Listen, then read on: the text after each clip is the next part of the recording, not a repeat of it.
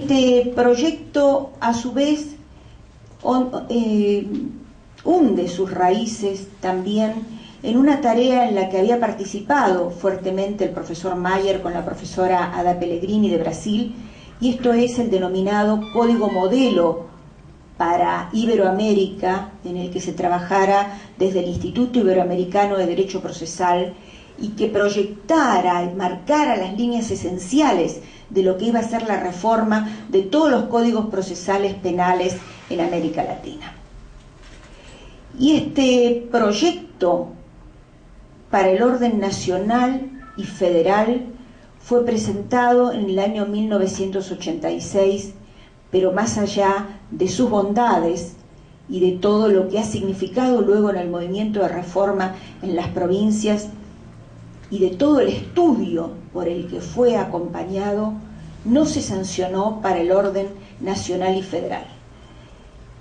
En el orden nacional y federal, en el año 92, bajo el eslogan del juicio oral, lo que ahí se hizo fue adoptar un modelo de enjuiciamiento igual al modelo cordobés de 1939. Vale decir que nuevamente el Código de la Nación nació viejo, nació vetusto. Pero las provincias argentinas en este momento han ido creando una suerte de anillo que va ahogando al orden nacional y federal.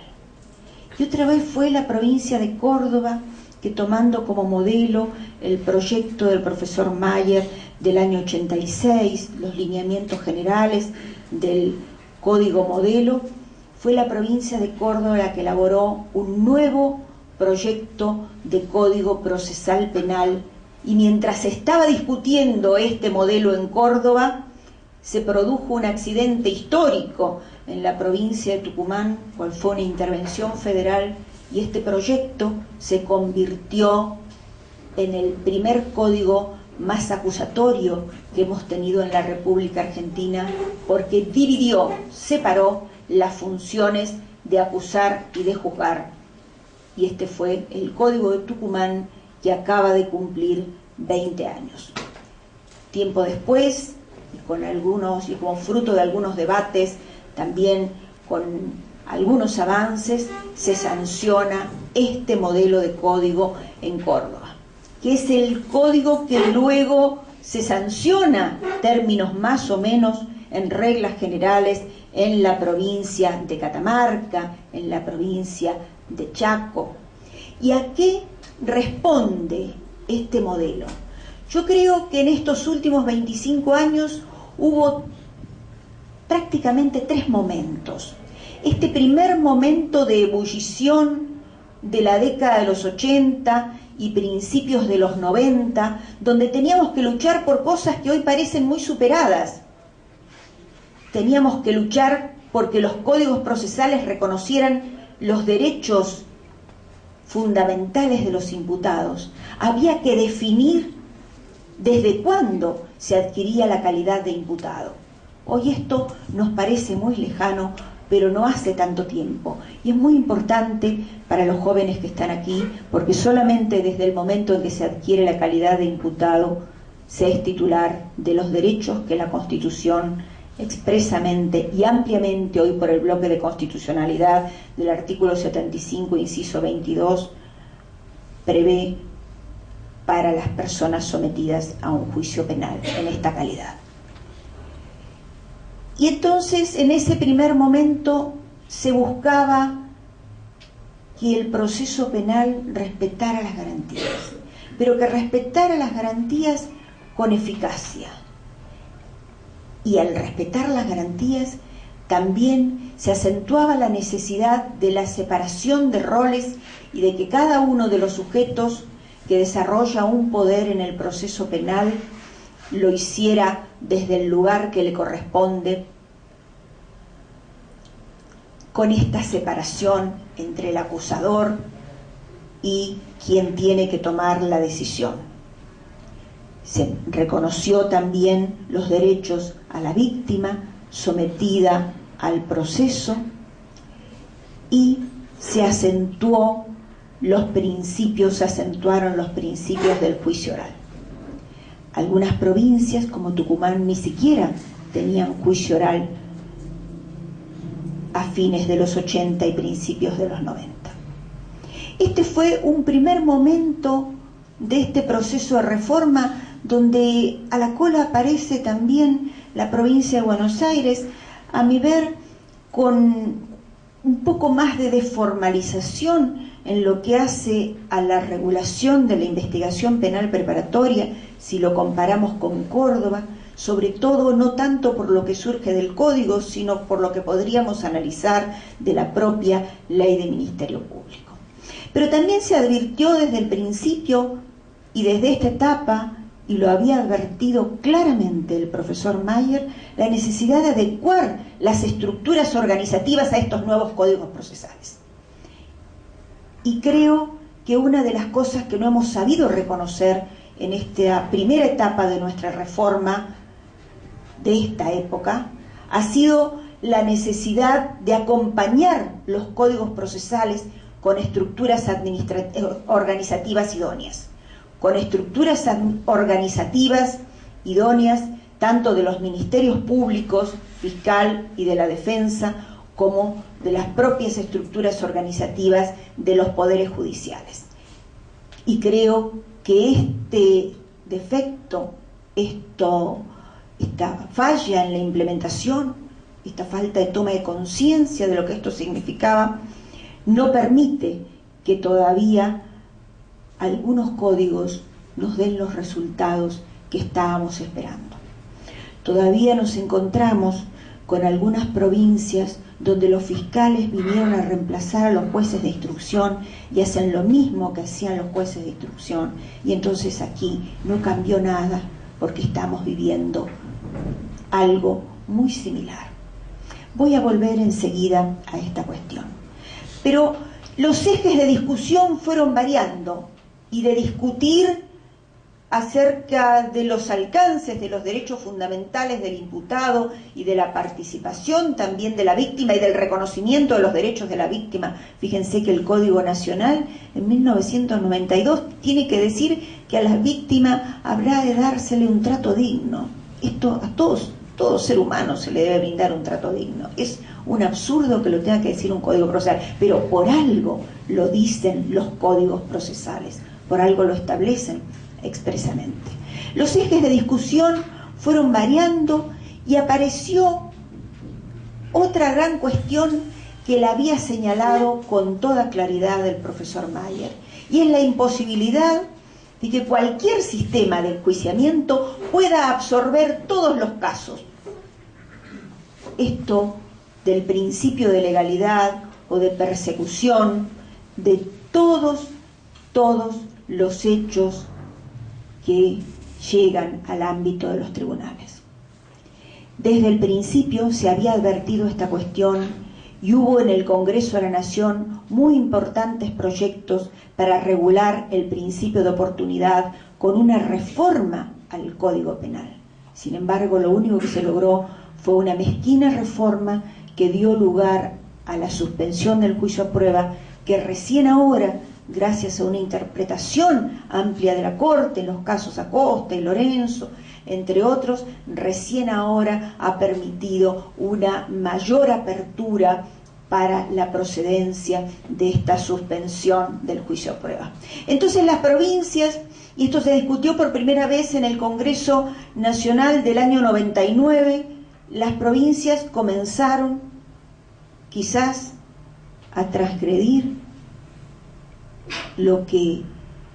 era ya un consenso absoluto en nuestra doctrina, y era que la disponibilidad en el ejercicio de la acción penal podía ser regulada solamente por el Código Sustantivo.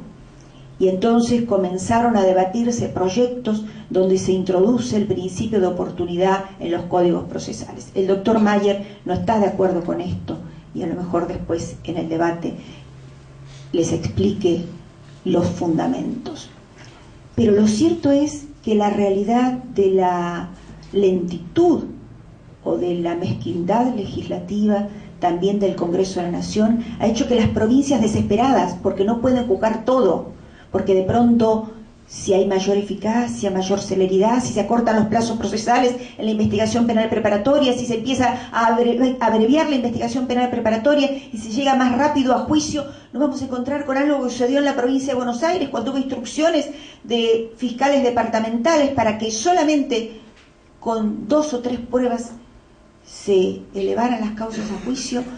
Después no había tribunales para hacer los juicios, entonces había que esperar 3, 4 o 5 años para la realización del juicio. Entonces las provincias comenzaron a reaccionar en contra de esto y hoy tenemos 12 provincias argentinas que a través de normas procesales regulan el principio de disponibilidad o oportunidad en el ejercicio de la acción penal pública. Digo 12 porque son 11 que han producido una reforma integral e introdujeron este tipo de normas, y una más que no produjo una reforma integral, que es Neuquén, pero lo tiene expresamente previsto para los menores.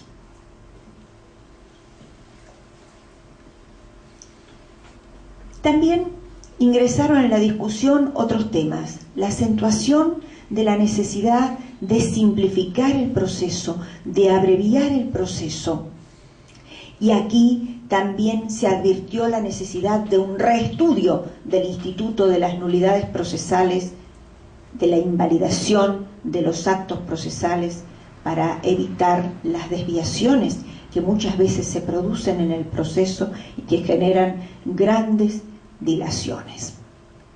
También en esta etapa se empezó a trabajar con mayor cuidado en los códigos de provincia, en una regulación amplia del derecho al recurso, algo que hoy ha sido definido por la Corte después del caso Matías Casal, donde nos exige una interpretación aún del recurso de casación regulado tradicionalmente que permita la revisión integral de las sentencias definitivas y, en el lenguaje de la Comisión y de la Corte, de las decisiones importantes del proceso. Pero creo que fue en el año 99 cuando el profesor Mayer redacta un proyecto de código para Chubut que se convierte en ley, creo que a principios del año 2000, y nos llama la atención esencialmente en que no teníamos que pensar solamente en la estructura organizativa de los ministerios públicos, sino que nos llama la atención acerca de la necesidad de revisar las estructuras organizativas del Poder Judicial. Y realmente fue muy impactante cuando en la elevación de su proyecto señala la necesidad de que para que este nuevo código, dice, se pueda ejecutar, se adapten las estructuras organizativas. La organicé en estas pocas líneas, dicen, también se hace necesario una organización judicial apta para aplicar las nuevas reglas, con ahorro de recursos humanos y materiales, y que cumpla con el paradigma democrático de horizontalizar en la mayor medida posible el poder judicial en materia penal. Entonces, recuerdo que cuando se sanciona este código, que luego no entró en vigencia, pero que dio origen al actual código, nos llaman para discutir con los jueces cómo era esto de la horizontalidad y qué es lo que se podía hacer. Y realmente yo no sabía a qué material recurrir. Y encontré un libro de Frank Ostroff que habla del paradigma de la organización horizontal como el paradigma de las nuevas formas de organización del siglo XXI, pero en realidad era un libro para empresas.